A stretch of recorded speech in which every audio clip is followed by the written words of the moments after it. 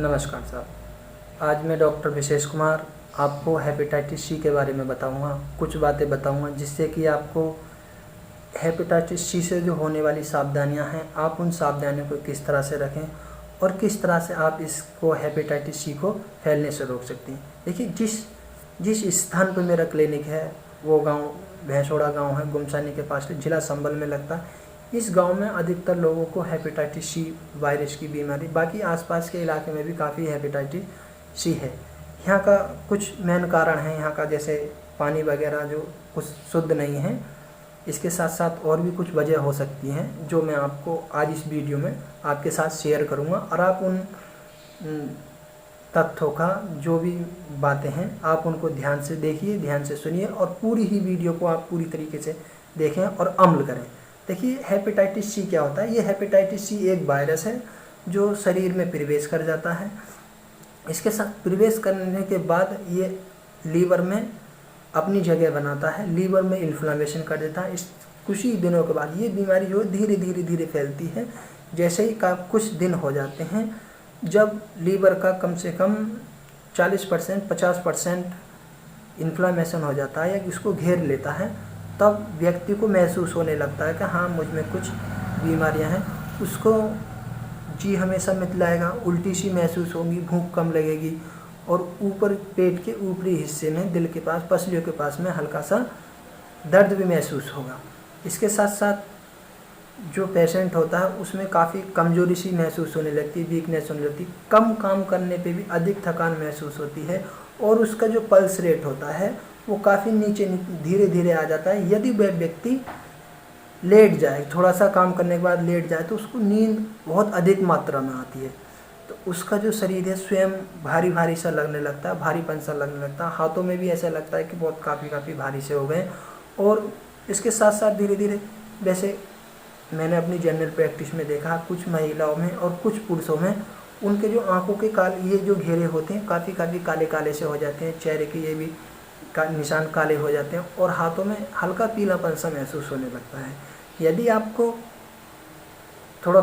यदि आपको पेट में दर्द महसूस होता है या बुखार या अधिक कमजोरी दिखाई देती है, तो आप अपने लीवर के टेस्ट करा सकते हैं, लीवर फंक्शन टेस्ट करा सकते हैं। यदि आपको लीवर फंक्शन टेस्ट में SGPT, SGOT और सेलम बिलिरुबिन यदि बढ़ा हुआ आता है, तो आप अपने उन जांचों के साथ साथ उसके बाद में भी आप अपने हेपेटाइटिस सी भी करा सकते हैं, क्योंकि हेपेटाइटिस सी जो है बहुत ही खतरनाक वायरस है। इसमें से 100 में से करीब 80 लोग ही ठीक हो पाते हैं, बाकी जो 20% लोग होते हैं वो ठीक ही नहीं हो पाते हैं या बहुत कम ठीक हो पाते हैं।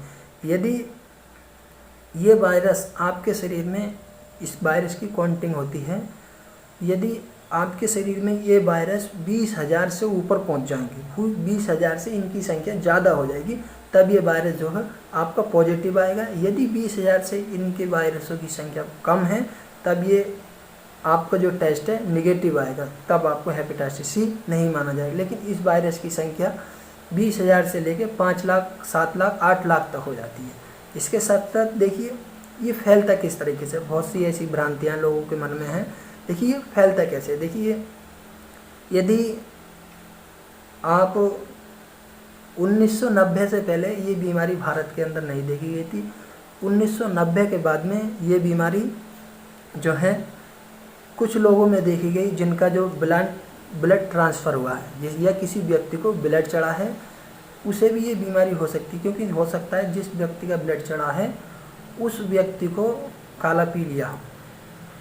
यदि आपको जो निडल शेयरिंग होती है उसकी वजह से आपको काला पीलिया हो सकता है। यदि जो आपके घर में मच्छर हैं, जो भी आपके घर में जो सदस्य है काला पीलिया से गुजर है, यदि मच्छर ने उस सदस्य को काट लिया है और उसके बाद यदि वो मच्छर आपके घर के किसी और सदस्य को काटेगा, तो निश्चय ही आप उसे काला पीलिया हेपेटाइटिस सी हो सकती है। जो फालतू के जो टैटूज होते हैं, मेले वगैरह में बनवाते हैं, शॉपिंग मॉल में बनवाते हैं, तो उन टैटू से भी आपको काला पीलिया हो सकता है। उसका यही कारण है कि यदि किसी व्यक्ति ने टैटूज अपने बनवाए हैं और उस व्यक्ति को हेपेटाइटिस सी है, यदि आप भी उसी से टैटू बनवाएंगे, तो निश्चय ही आपको भी हेपेटाइटिस सी हो सकता है। क्योंकि वो अपनी जो मशीन होती है उस मशीन को फेंकते नहीं हैं, साफ़ नहीं करते हैं, उसी से ही आपके टैटू बनवाने लगते हैं।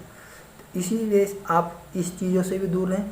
और इसका एक मेन कारण और भी है, यदि आपके जो महिला पार्टनर हैं किसी वजह से अगर उनको काला पीलिया हो गया है तो आप जो है संभोग वगैरह जो है कंडोम से के साथ कर सकते हैं। यदि आप बिना कंडोम के साथ करेंगे तो निश्चय ही आपको भी काला पीलिया हो सकता है।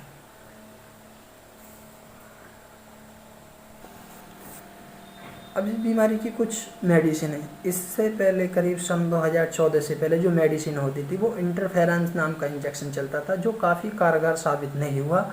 उसके जो काफ़ी साइड इफ़ेक्ट होते थे और उसका इलाज भी जो काफ़ी महंगा पड़ता था, इसलिए जो वो इलाज जो ज़्यादा नहीं चला। अब जो सन 2014 के बाद में जो मेडिसिन मिली है, ये मेडिसिन है सोफासुबियोर।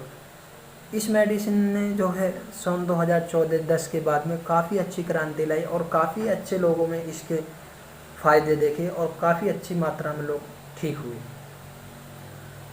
कुछ प्रदेशों में, राज्यों में ये मेडिसिन जैसे पंजाब हरियाणा में मुफ्त में मिलती है, बाकी मेरठ वगैरह में यहाँ पे मुफ्त में मिलती है। इसके साथ साथ आप कभी कभी ऐसा होता है जब ये वायरस शरीर में प्रवेश कर भी जाता है, या जो लोग काफ़ी अच्छे हेल्दी होते हैं तो इन्हें इस वायरस का जो कुछ कम महसूस होता है। लेकिन अगर जैसे भी थोड़े भी अगर लक्षण आपको दिखाई दें तो आप अपनी जांच करा सकते हैं। अच्छा, ये जो जानकारी थी मेरे द्वारा बताई हुई जानकारी थी, और मैंने ये जो जानकारी दी है अपनी इस बुक के आधार पर दी है। ये बुक है माइक्रोबायोलॉजी टेक्स्ट बुक, किसी भी पवेजा की बुक है, काफ़ी अच्छी बुक है। मैं इस बुक के आधार पर आपको ये जानकारी दे रहा हूँ। इस जानकारी के तहत अगर इसमें कोई त्रुटि होगी है तो आप मेरे इस व्हाट्सएप नंबर पे या कॉन्टैक्ट नंबर पे कॉल कर सकते हैं। किसी भी तरह की जानकारी भी आप मुझसे इस तरह से ले सकते हैं। मैंने अपनी काफ़ी वीडियो फेसबुक व्हाट्सएप पे अपलोड की है, आप वो वीडियो देख सकते हैं। हर दर्द से रिलेटिव वीडियो है, किसी भी तरह की बीमारी है, लकवा है, पालिश है, सब बीमारियों की वीडियो मैंने अपने YouTube चैनल पे बनाई है। अच्छा, नमस्कार भाई लोगों, धन्यवाद आपका।